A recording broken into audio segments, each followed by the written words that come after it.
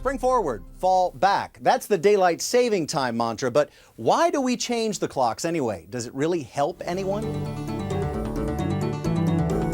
It's a twice-a-year ritual. A reminder, daylight saving time. Set those clocks ahead. Moving the clocks ahead 1 hour onto daylight saving time in the spring, and then back again to standard time in the fall.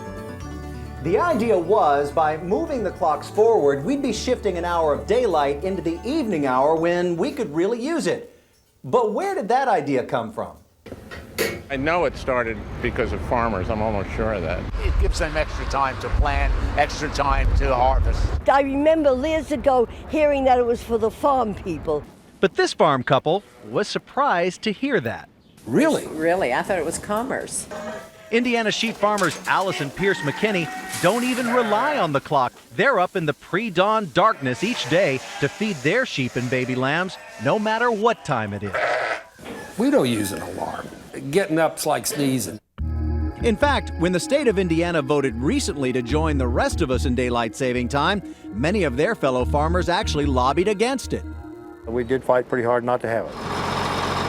As president of the Indiana Farmers Union, Jim Benham heard his members loud and clear. I know really no farmer that I'm aware of that benefits from actually farm activities having daylight savings time. You must understand that farmers don't like change. This growing old's kind of getting on me. Who's growing old? Well, not you, but I mean, it happens.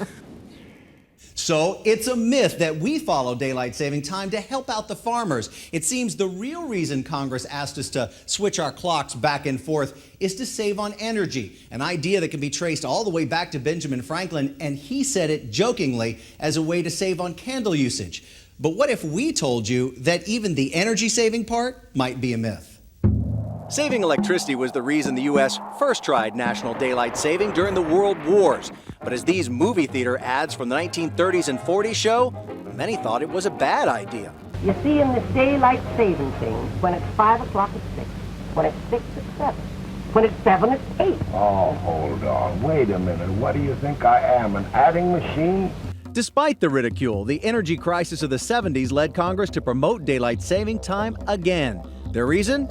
By moving an hour of light into the evening, we would use less energy for heating and lighting our homes.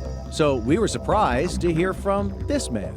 Daylight savings time saves energy. Definitely an energy saver. We wouldn't be doing it if it wasn't. True or false? What's surprising is that there's very little evidence to support that claim. Economist Matthew Kotchen of the University of California says Congress has supported and even extended daylight saving time for decades, based largely on one flawed 1970s study.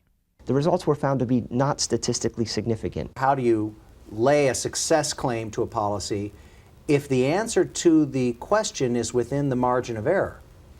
I think you're going to have to ask the politicians to give you an answer for that one. So we did. To extend daylight savings time.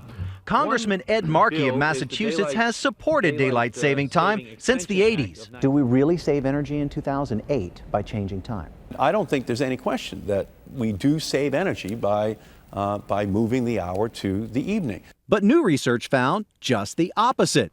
After Indiana went through its first statewide daylight saving time in 2006, Matthew Kotchen was able to compare power use by homeowners before and after. He was surprised to find people used more. Yes, more power. Residential electricity increased between 1% to 4%. Why? Well, thanks to the law of unintended consequences, moving an hour of sunlight to summer evenings could mean something not thought of, running the air conditioner an extra hour. Markey says these findings don't apply to the whole country and points out that daylight saving had other benefits, including fewer pedestrian traffic deaths.